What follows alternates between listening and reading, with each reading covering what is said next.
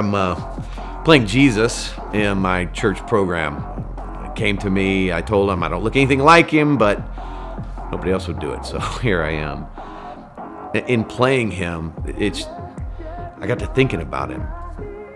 And of all the things he is, there's this amazing thing about him, that this balance of truth and grace, you know? I mean, take, for instance, the story of the rich young ruler. I mean, it says in Mark that he showed genuine love. Jesus shows genuine love to this guy. I mean, that's grace. That's amazing grace. That's amazing grace, yeah. But then just like a minute or two later, he looks at him and says, you need to sell everything you have if you want to follow me. And that's truth, because he knew that money had a hold on the guy's heart. Truth and grace. I need more of that in my life. The truth is, I may not look like Jesus, but I sure do want to act more like him. Chainless, the bicycles were chainless, and carriages were horseless, and many laws enforceless. Next, cookery was fireless, telegraphy was wireless, so wireless phone. Soon oranges were seedless, the putting greens weedless, the college boy hatless, the proper diet fatless. Now motor roads are dustless, the latest steel is rustless, our tennis courts are godless, our sodless, our new religions are godless. That last line is what we're going to talk about today. It says our new religions are godless. What we're going to look at is a little different what we've looked at over the last few weeks. The last few weeks we've been looking at Christianity versus other religions. Jesus versus other beliefs. God versus other belief in gods. So it's been one thing versus another. Basically this week we're going to look at atheism, which is God versus nothing. Right? God versus nothing. Atheism is the disbelief or lack of belief in the existence of God.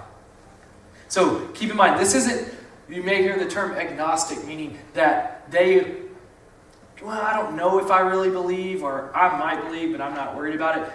Atheists truly believe that there is no God, there's no creator, there's no afterlife.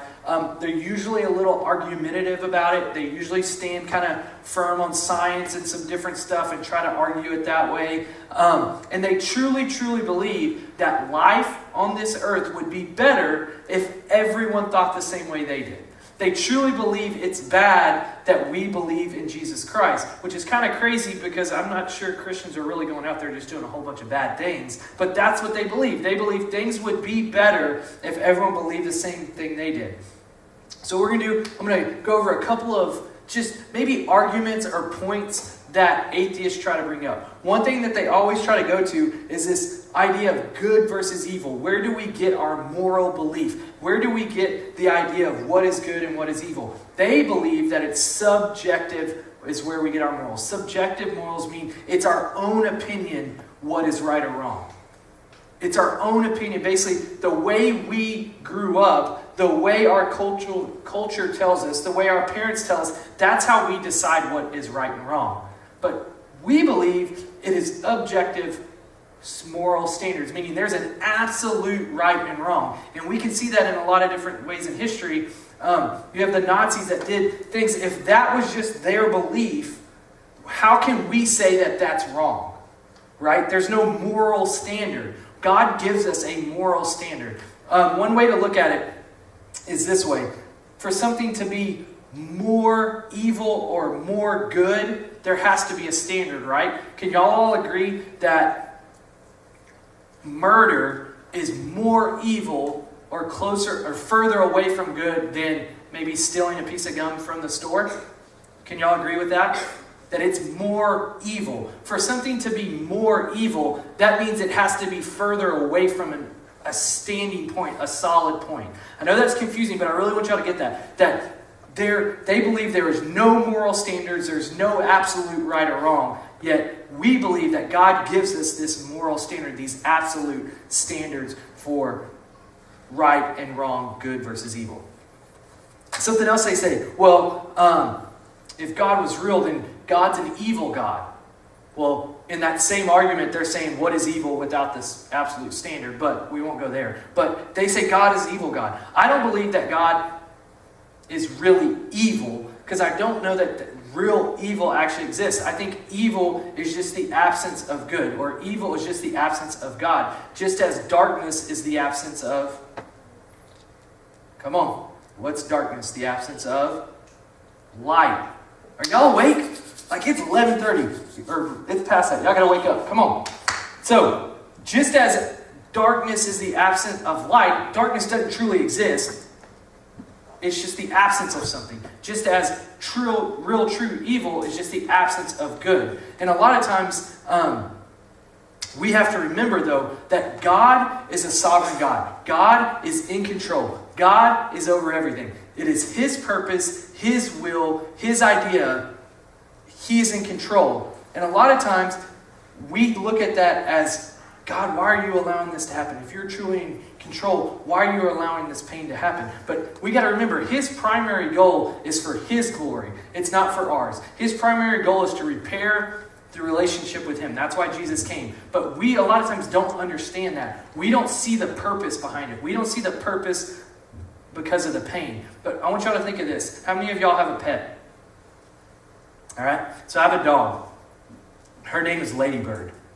And she loves to get in my truck. She loves to go places. So I can say, Ladybird, get up, let's load up, we're going. She runs, get in the back of my truck, pumped up, super happy the whole way. As soon as I pull into the vet's office and open the door, she is ticked off at me.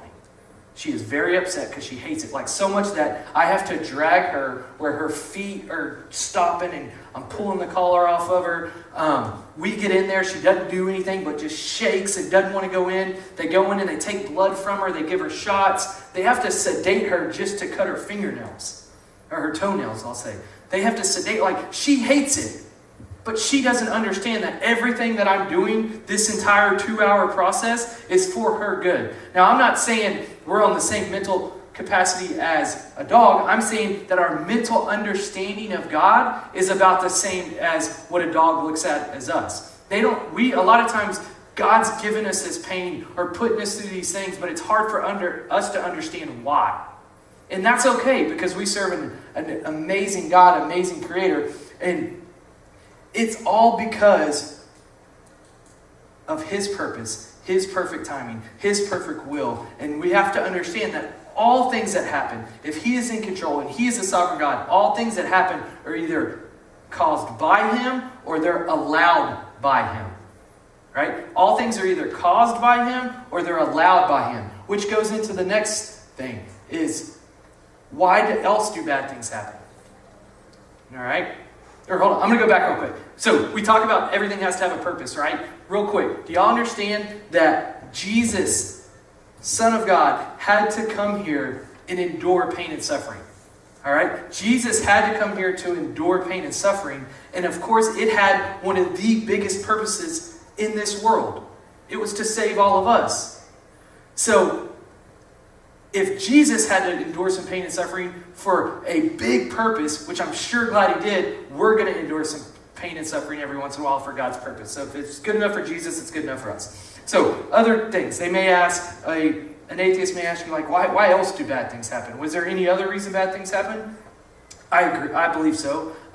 Just as Adam and Eve, back in the day, in the beginning, it said that they had free will. They had choices. And it was the girl, not the guy. But the girl ate the fruit, the forbidden food.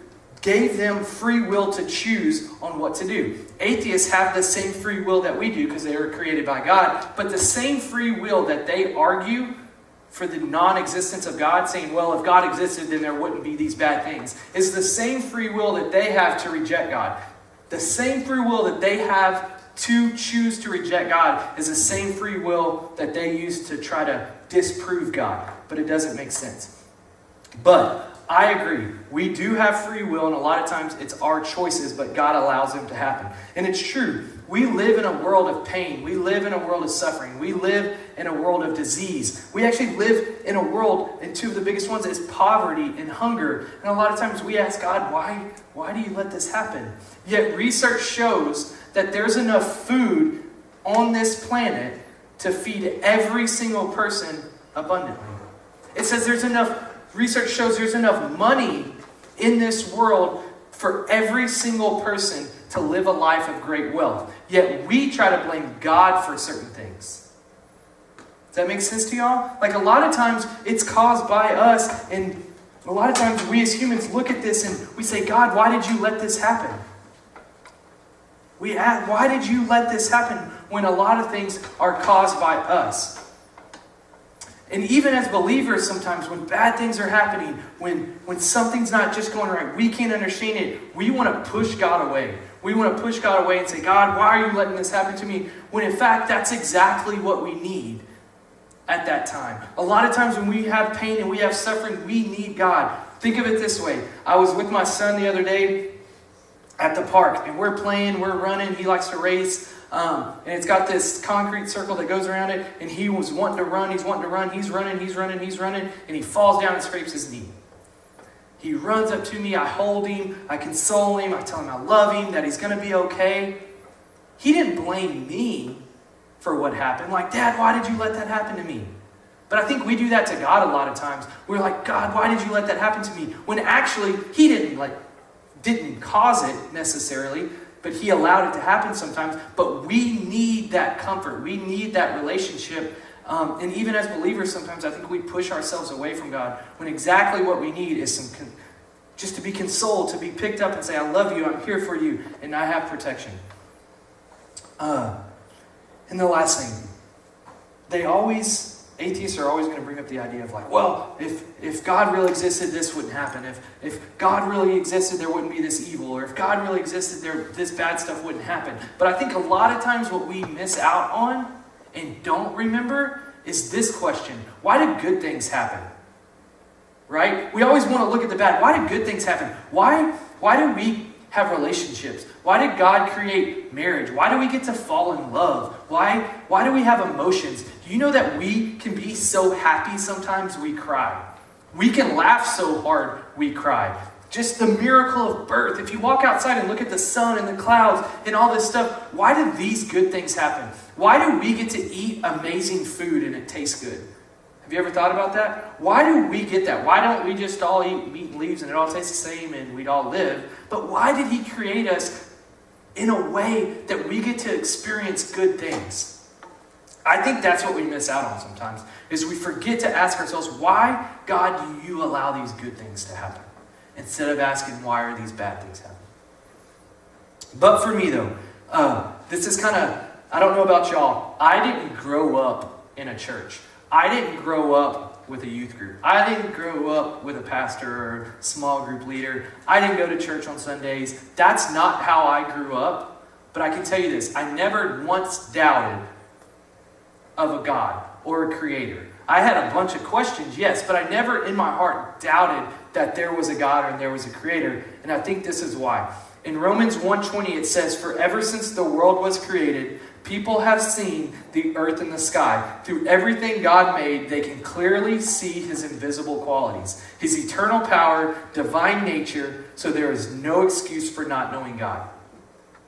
I believe we were created and designed to seek a God. We were created to seek our Creator. I honestly believe that's why we're doing this series right now, because there's so many religions out there that are searching for a God. They're seeking a God because that's the way we were created. We were created to desire this relationship. And what happened is Christ came down to fix that relationship. But we desire that, and we are created for that very reason.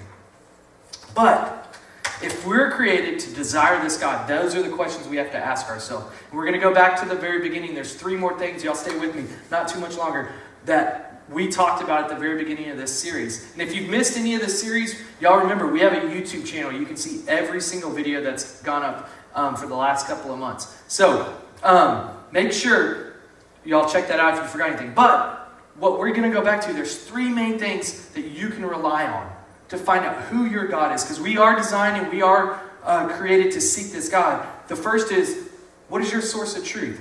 Atheists may say that, man, the Bible's really not accurate. The Bible's just made up. It's from a long time ago. But listen to this.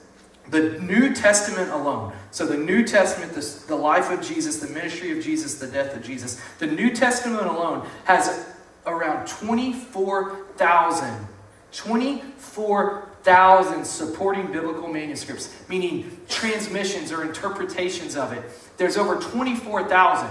And they say from all 24,000, from the very beginning, they are 99.5% textually pure. What that means is they've been reliably transmitted from the very beginning out of all these 24,000 manuscripts, over 24,000.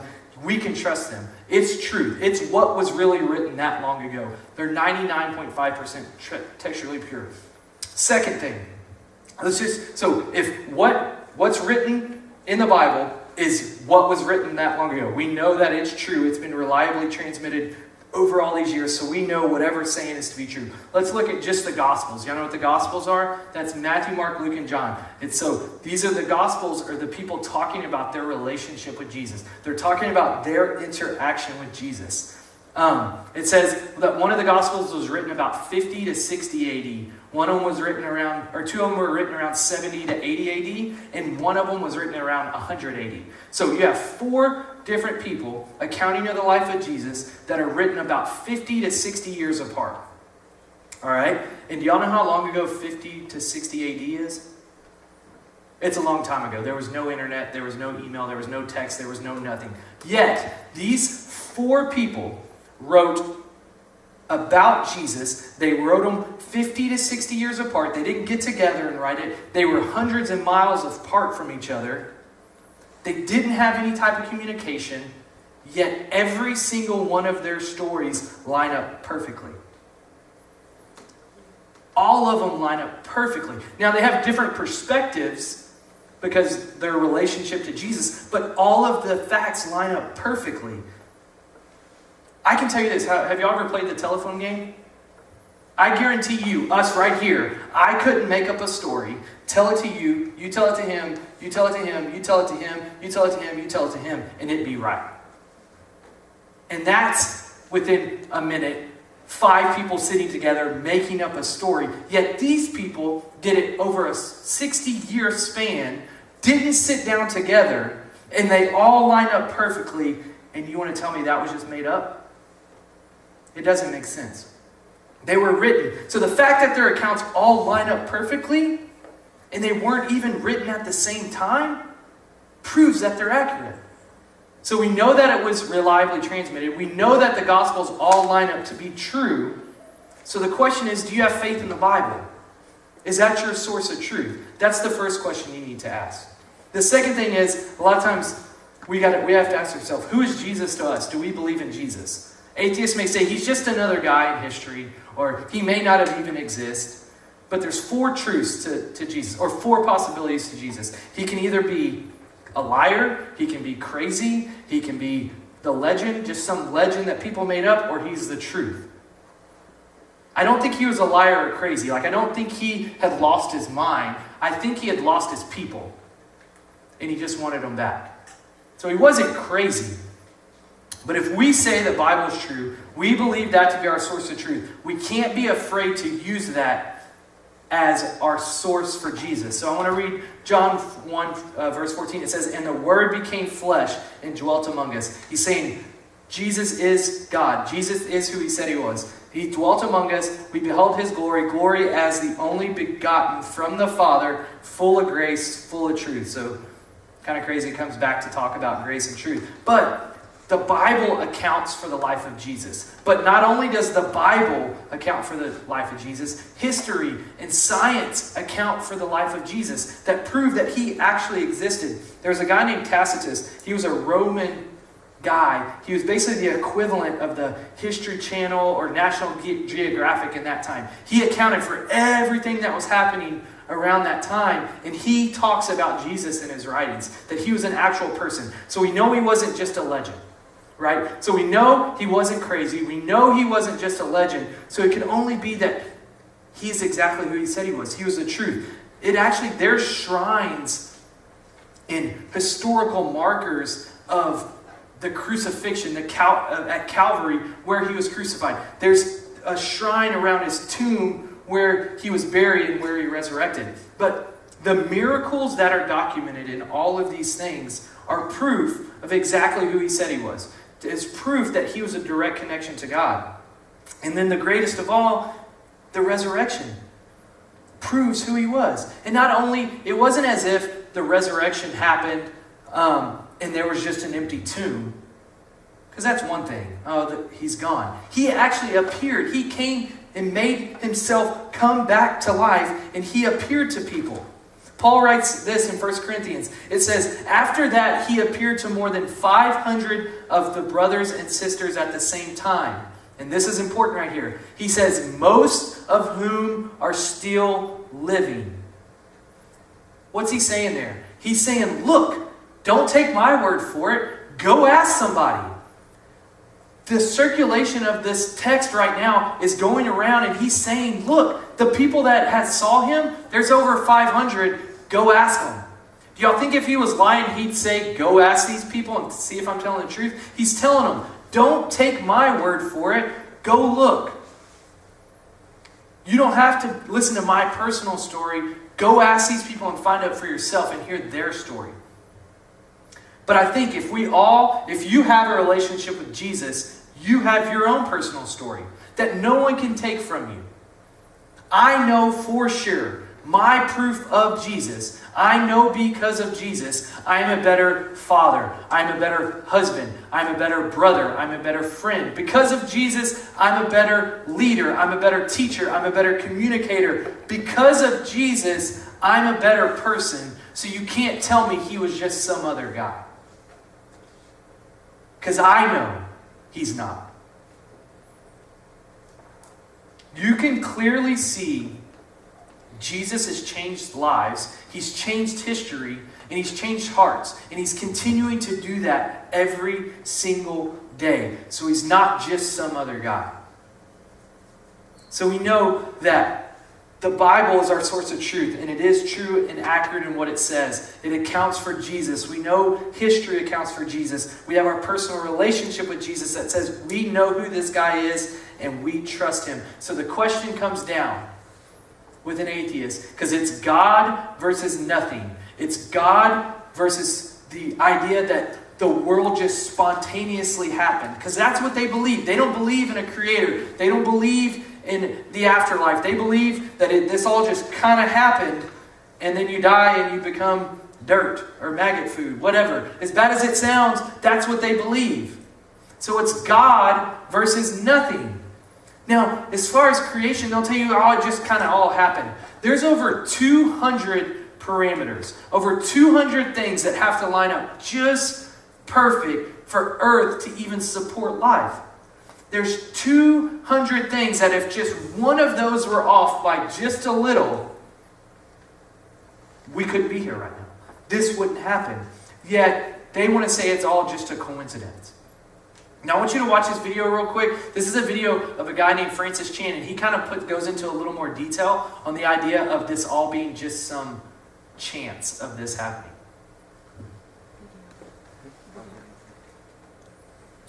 It doesn't matter all the lies you've been told that you created yourself or that you were an accident. No, the Bible says that you were made by him, and there's a sense in which you have no excuse.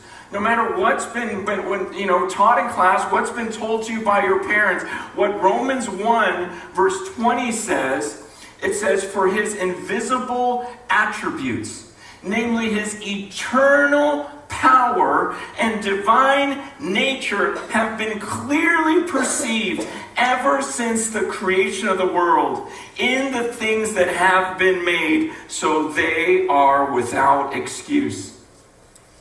It says ever since God made this world, it says you could see his invisible qualities and his divine nature through what was made. Because everyone, so no one has an excuse in here. That somehow you can look around and know that you were made by God. You were created by him. You were not an accident. In fact, he says it's not even an accident that you're in this room. He determined when you were born, where you would be born, where you would live. This is all in Acts chapter 17. You were created by him. Man, I remember even as a kid, when I learned about the earth, I was like, this is insane. I mean, think about it. I mean, you and I right now, we're sitting on a ball. Okay? Straight below us is this core of magma, lava, fire, surrounded by water, covered in 2/3 water. This round ball, and we're spinning right now at 1,000 miles an hour. And you're just sitting there. Well, yeah, of course, that always happens. Yeah, and you know this thing that's spinning 1,000 miles an hour, and we're flying around the sun. Does that ever just make you think, like, I am flying around a ball of fire that is 1.3 million times the size of the earth, and I'm flying around it at 67,000 miles an hour right now. It's 93 million miles away as I'm spinning and circling around it. And we go, it's a little hot today. Are you kidding me? 93 million miles away. If we were a little bit closer to the sun, we would burn. The tiniest further away, we would freeze, and we're spinning, we're tilted just right, everything going 67,000 miles an hour. We're sitting in this room, we're talking, we're thinking, we're feeling, we're laughing, we're crying, and we go, it's all an accident? Really? That's good. Explain the love you feel. It's crazy when he puts it out. I mean, when you really sit down and think about it, exactly that all that just happened and it's just an accident. I mean, that's proof. You can look around when you walk out, see, it speaks in Romans of God's invisible qualities. It speaks of, you can see his divine nature in every single thing out there. But along with that, we have a personal story. If you have a relationship with Jesus and God, you have your own personal story that people cannot refute. That is proof that God is in your life. That is proof that you have God in your life and you can see it clearly. I'm standing right here, right now, getting to speak to you about this because of God. Y'all may not know this, but 6-7 years ago, I told y'all that I didn't grow up going to church. I didn't grow up in a youth group. I didn't grow up. The way I got to come to church is because a buddy of mine from high school came into my work one day and said, hey man, there's a church down the street. You remember Brian Shippey? He's the youth pastor there. You should come check it out. I'm like, all right, man, whatever. Get out of here. But I knew Brian. We weren't good friends, but just knew of him. We went to school together. But for some reason, I talked my wife in, let's come. So I have Brian Shippey's number and I have Tyler's number. And the one day we're in here is when Crosspoint was still, the church was in this building here. And I show up that first day and I text him and say, hey man, I made it. I'm here. Where y'all at? Both of them text me back and said, oh, we're not here today. And I could have easily at that point just said, you know what? Forget this. They invited me, but they didn't show up. But something made me and my wife, we literally sat in the car and we're waiting to say, I don't think we should go in here. I don't know anybody. It's going to be awkward. But we walked in anyway. Something made us walk in and come in here. A little bit past that, Brian Shippey, I started coming pretty frequent, became a regular. And Brian's like, hey, you want to help out with this move thing? And I'm like, absolutely not. What is it? He said, before he even told me what it was, I said no. He said, oh, it's 5th through 8th grade. You kind of just hang out with them. I'm like, no, terrible. That sounds terrible. Junior high kids are the worst. I don't want to do this. But God softened my heart and let me do that. And I'm here now because of that. Another time, as I told y'all, I didn't grow up this way. I wasn't baptized until I was 27 years old, and it was at our Bailey Road campus when we were still inside the school. The Sunday I'm supposed to get baptized, that Thursday before, my wife was pregnant. She was 5.5 months pregnant. We find out that Thursday before that we lost the baby. How I could have easily said, you know what, God? Why did you let this happen to me? I'm not going Sunday. I'm not going to let this. Why am I going to get baptized when all this bad things happen to me? But I had this peace about it. And I still went and did it. Something made me go and do it. All of those things lead me to here. If I wouldn't have walked in the door that day, if I wouldn't have taken the invite from Tyler, if I would have let this pain, this suffering that I was feeling keep me from being baptized. Just a few weeks ago, Drew asked me, hey, look, Ruggie, we're going to go through this Grace and Truth series, and we're going to do some different religions, and you got atheism. And I'm like, you got to be kidding me. One of the hardest subjects to speak on, and you want me to do that. It's a God thing. There's no reason I should be here. I had so many excuses, so many chances to turn my back, and it would have been easily, and no one would have thought different. Yet I'm standing here today to get to talk to you about God. It's crazy.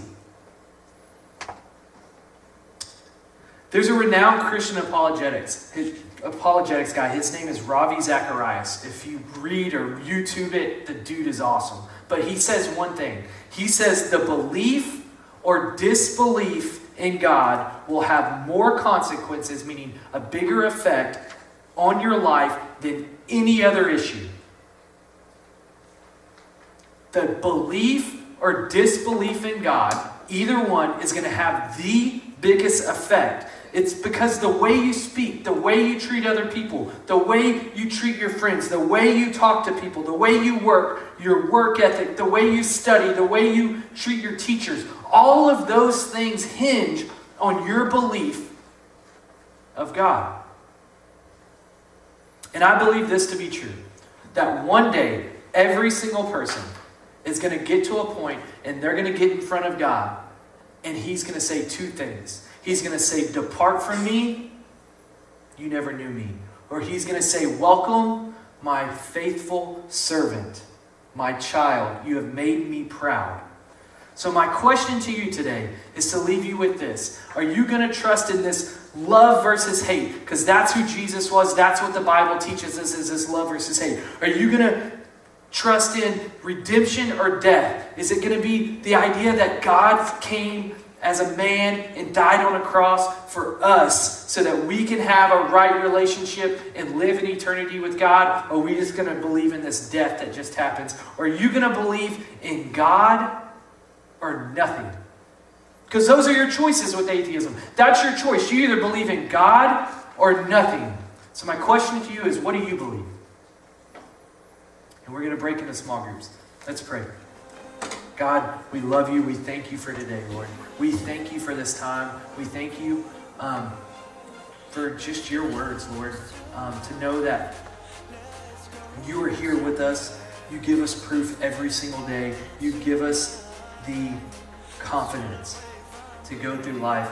And just, I pray for each of these students that they will prepare to be able to defend what they believe with grace and truth. And as hard as it is sometimes to do with grace, that we will do it because that's what you did, Lord. We love you. We thank you in Jesus' name. Amen. Amen.